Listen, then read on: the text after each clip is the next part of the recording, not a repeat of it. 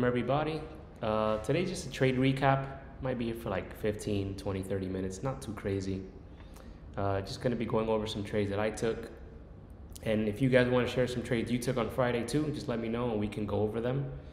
For those watching this on YouTube or wherever, hopefully on YouTube, as always, I am not a financial advisor. Anything that you see here is purely for educational purposes.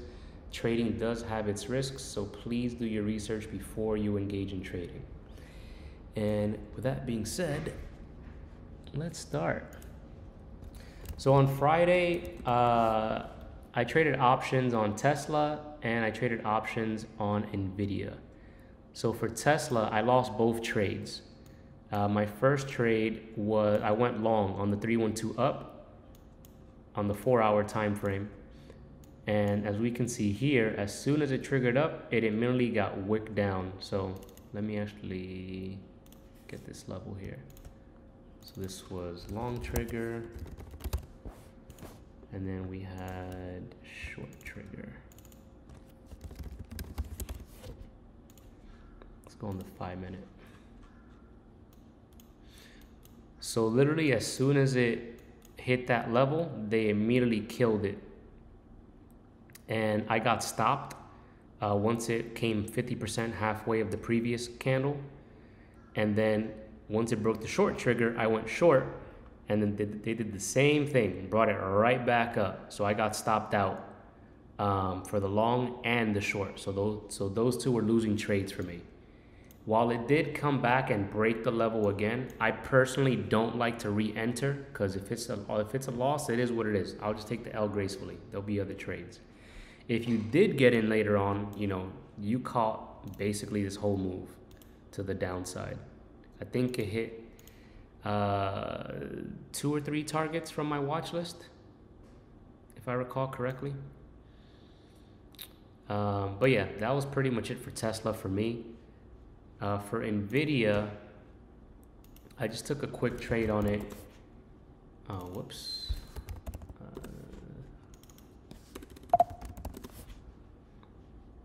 There we go.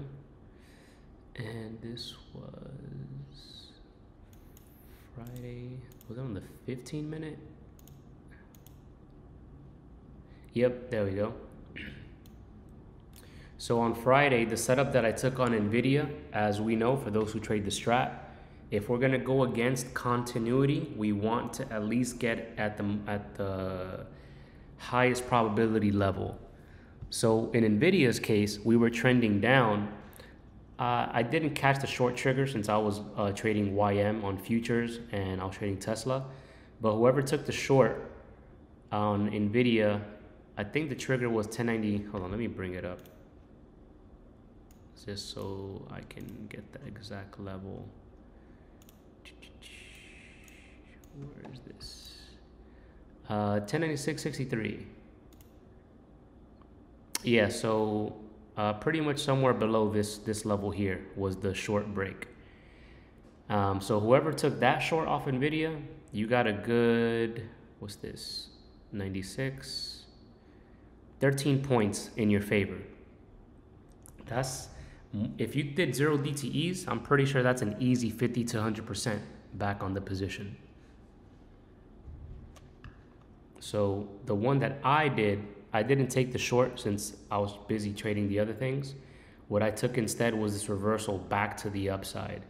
So once we had this reversal off this broadening formation, there's a daily broadening formation that I drew. I took this back up. With Nvidia, I personally like to take profit every $5 instead of like every $10 or whatever. So in this case, I went long right above this break. So on this candle, I went long, bought some calls, and we triggered at 1095.33, and then I took it off. At least I trimmed my position. I took a contract off once it hit 1100 and change. However, as soon as it did, came right back and it stopped me out at break even. So winning trade, thankfully. My next target was going to be up here strat wise, but that was basically it. options wise for me on Friday. And then for futures, can't really speak on that, but I will mention this setup that I did not take. But for those who were hearing me the other day with like a very specific setup that keeps on appearing from what I've seen. Let's go back to YM. And that's not YM. There we go. So the specific setup, I don't have a name for it yet. I'll make a fancy one like the W trade model or whatever. But essentially, what we're looking for is when there's a tweezer bottom. If you're familiar with what a tweezer bottom is, I won't really go into it today. If you don't know what it is, go to the Candlestick Bible and look it up because it's there. So once we get a tweezer bottom, this is on the 15-minute, but it could be on the 5-minute or whatever it may be. You're gonna get your fib tool, you're gonna mark that low, and then you're gonna get the highest point before it reversed back down. In this case, this two right here. And where you would set your buy order is gonna be at the 70 fib, which as we can see here, it perfectly hit that level. It went against you, what? 4 points? That's like 20 bucks a contract. And then it decided that it wanted to go straight to heaven. So I did not take this trade because I got off at like 10:30 or like around 11-ish. But yeah, I reviewed the day and I saw this and I was like, all right, I have to pay more attention next time and just have the order sitting there. Something to note, this does not happen, it's not common. This thing moved almost 400 points in like 20 minutes. Insane. But anyway, looking back here with this setup, this specific entry would be an earlier entry for the W setup that you guys hear me talk about a lot. So as we can see here, step 1, come down. Step 2, we retrace back up. Step 3, we make a higher low, and then we keep on heading higher. First target is the middle of the W. Second target is the completed W. So you would have gotten out around here. But of course, you can leave the trade running if you want to like leave runners and stuff. But yeah, for the W, I would get in here, strat wise, the 2 down, 2 up reversal. But with this model, you can get in earlier at the 70 fib. Because if I use the strat for this specific trade, I will get in here. Oh, whoops, that's still the fib tool. I would go long as soon as that breaks. My stop loss would be under the bottom right of the W. And then of course my take profit would be in this area. So my stop loss is wide for this setup. It's 47 points. But if I got in on the 70 fib, I usually have like a 30-point stop for this specific setup since I've been back testing it. So a 30-point stop seems to be good for YM. So, I could have gotten in about 38 points sooner, which is $190 per contract. That's a lot. So once I flesh this out and do more back testing for that setup, I'll like properly make a diagram of it, how I did for the other ones in the, I have a section in Discord, the playbook setups. So like, the setup that I look for. So once I flesh this one out, I'll like make a diagram like this, like, the steps, what to look for, so on and so forth. But yeah, that's pretty much what I did on Friday. Brandon said, I played a SPY options put on Friday, but took profit at 50%. If I let it run, it could have been over 400%. SPY did come back up second half of the day. Wondering if there was any strat combos on SPY that would have showed a good entry on calls or puts. Before I get into the strategy stuff on like, strat stuff, a question that I have for you is, for that SPY option, did you follow your plan? Like, did you take profit at your take profit level when you said you would? Cool, so you did your job. Anything else after the fact is hindsight bias that I always tell people you don't want to go down that road, because you'll be like, oh, if only I held more, I would have made 400 or 500 or 1,000%. You're just saying that because it happened. But if you hit 50% and then SPY reversed and it would have went negative 100% or negative 50%, then you'll be like, oh man, I'm happy I got out when I got out. So that thinking, when you're like, oh, if only I should have, could have, would have, don't get into that frame of thinking, because it's detrimental to your growth as a trader. Your only job as a trader is to perform well. If you followed your plan, you did a great job. Anything that comes after that is not up to you. That's up to the market. So what I would say is, great job on that trade since you followed your plan. Anything after that, don't even worry about it. Because with that mentality, every single day we miss 100, 200, 300, 500% returns on the trade. But again, we're not talking about it because we don't see it. But because you saw that, that's why you're mentioning this. Because I'm pretty sure if it hit your take profit and then it reversed from where you got out, we wouldn't be having this conversation right now. So always, always, always focus on your performance. If you followed your plan, you did a great job, pat yourself on the back. Anything else is extra. Yeah, of course. My pleasure. So now, if you got into a trade and then it hit your target, but you didn't take profit, and then you wanted more because you got greedy, then to me, that's a bad trade. Even if you were to make money, because you didn't follow your plan. And I always tell people, even though you make money on a bad trade, that's not a good thing, because now you're training your brain to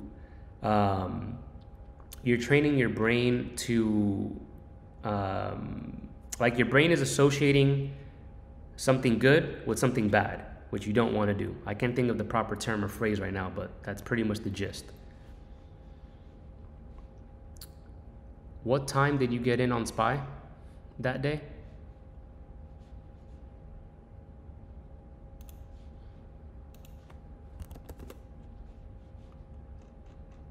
Uh, 9:15 a.m. Is that Central, West Coast, Mountain Time, Eastern?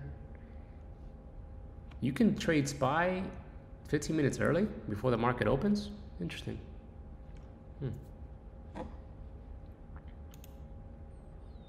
I must have not traded indices in a long time. Gotcha, 10:15. All right, that makes more sense. You know, are you familiar with the strat?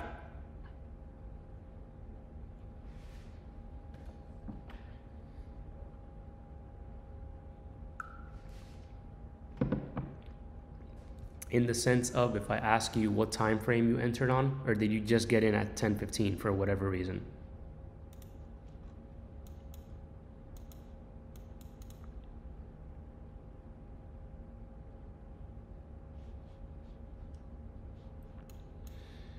So it looks like you entered 15-minute time frame. Cool. All right, perfect. So 10:15. So you pretty much took this 2 down right here. So your entry was there. If you were using pre-market, that can be your first target right there. Whoops, target 1.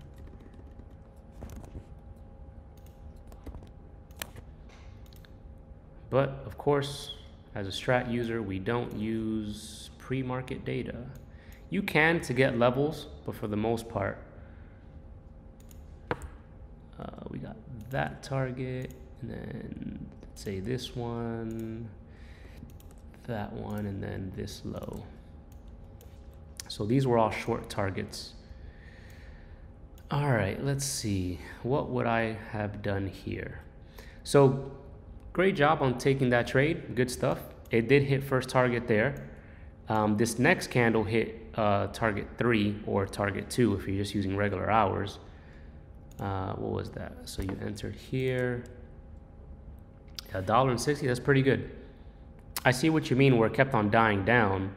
But again, even this move, that's a great move there.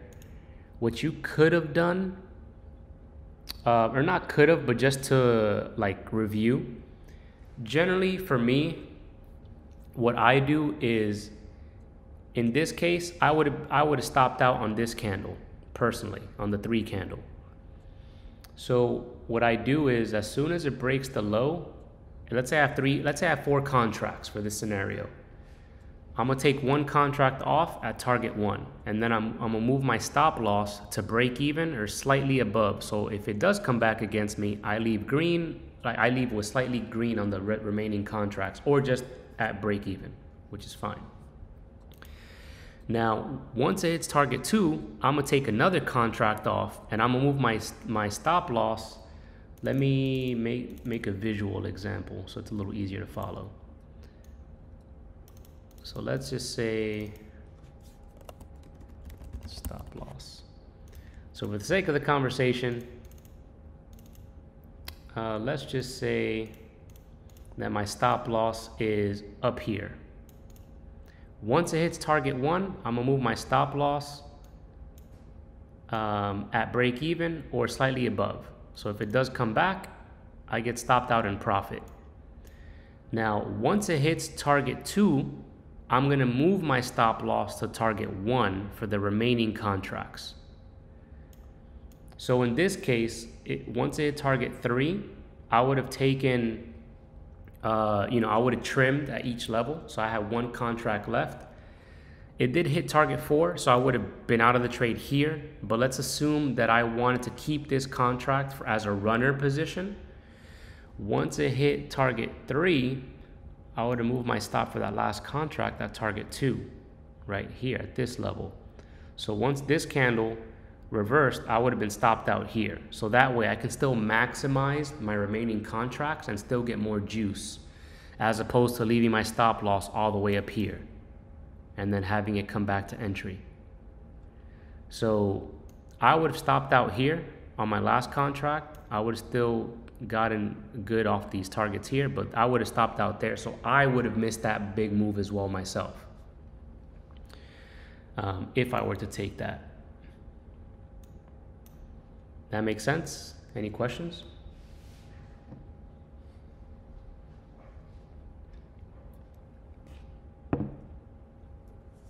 Cool. Now, in terms of where you could have taken SPY back up, I personally, if you had a broadening formation that was hanging around here and you got a bullish reversal, I would have taken that off of that level, like I showed in NVIDIA earlier. Now, in SPY's case, I don't really like going against continuity unless it's off a broadening formation on a lower time frame.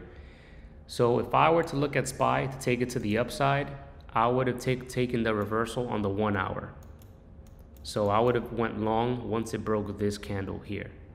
So this candle, I would have entered here long. Again, moves like this are not common. That's $5. That's like its entire ATR. Hold on, where is this? There we go. And let's edit this because this is ugly.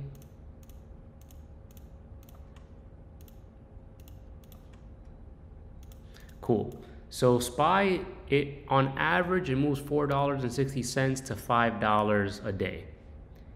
It moved $5 in the last hour. That is extremely rare. And in one candle, it did its entire ATR. For those who don't know, ATR stands for average true range, which is the average range that a stock moves, or whatever instrument that you're looking at. So this is rare. So whoever's like, oh, I got the reversal, like I knew it was gonna do this, they're full of shit. I wouldn't even have imagined that. Not saying that I know everything, but what I'm saying is that you can't anticipate crazy moves like that, in my opinion. If anybody can, please hit me up so you can show me. But anyway, if I were to trade SPY here, I would have went long above that level. First target would have been here. When the candles are really far from the target like this, I usually do like, you could do like halfway of the candle, or you can use like the body and then the wick, so on and so forth. So in this case, obviously for Friday, because the big bullish movement, it's just straight winning trade. That thing never pulled back. It went 2 up, 2 up, 2 up. So you, whoever had calls, you know, buy me a beer, because that thing was crazy. But yeah, that's where I would have entered if I were to go long without having broader informations drawn, which you should have drawn if you're going to be trading something often. Cool. Any questions?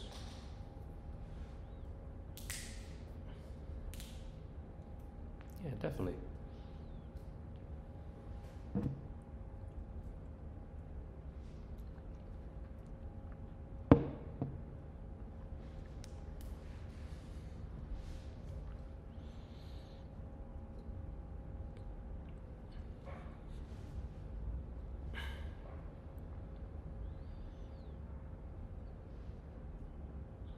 All right, I guess nobody has any other questions, unless you're typing.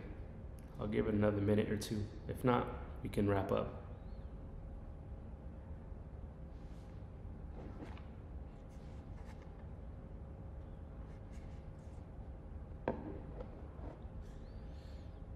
All right, looks like there are no questions. Cool, well, appreciate you guys for stopping by. Remember, next Sunday is the next Trader Circle session. For those who don't know, and for people watching on YouTube, that's my free group coaching that I hold once a month, the second Sunday of every month at 8 p.m. Eastern. I'll post the link where you can sign up for free in the comments below, or not in the comments, but in the description. For those who already know me, just go to my link tree, and you'll see the Trader Circle link there where you can find it. Or just message me on Discord or wherever you know me, and then I'll send it to you. But yeah, again, thank you guys for coming by. For all my YouTube viewers, really, really appreciate everybody for all the subscribers and the views and all the interaction. You know, the more you guys interact with me and ask me questions after videos, you know, the better, obviously, you know, I can answer your question or any question that you may have. What I would say that I find some people saying is like, you know, I don't want to ask a stupid question, or I don't want to seem stupid. I'm gonna tell you right now, that's the worst mentality you can have, especially in the business of trading, because there are no stupid questions. You know, we're talking about money here, so you want to make sure you know everything. I had a student who messaged me every single day for like 3 months straight. There's no stupid questions. The more questions you ask, the better I can help you, and the better, you know, you can clear things up that you may be confused on. Anyway, I will stop talking now. Thank you guys again for coming out, and enjoy the rest of your Sunday.